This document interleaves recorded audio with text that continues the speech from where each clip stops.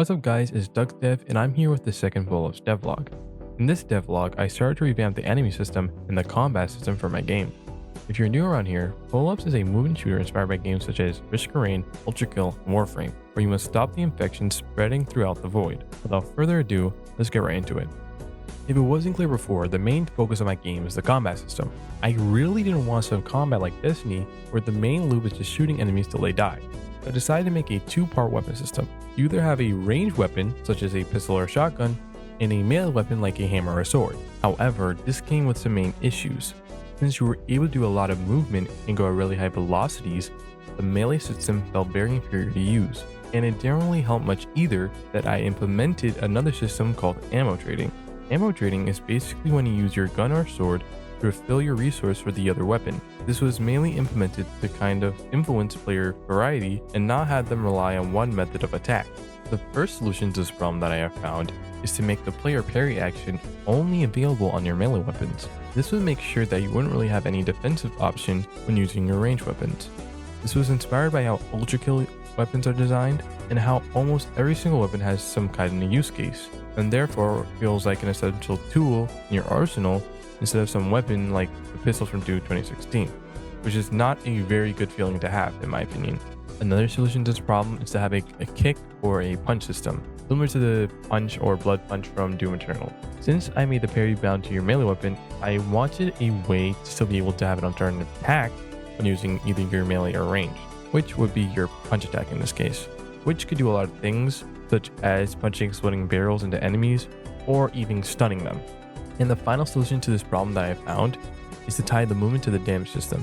So actions such as dashing or slamming all do significant damage to enemies and add a nice flow to bridge the gap between movement and combat. Overall, I think all these changes make the combat feel great and overall better to play with. While of course all these changes to the new combat and movement system are all great, it's not very much useful if you don't even have anything to fight against. That's where the new enemy system comes into play.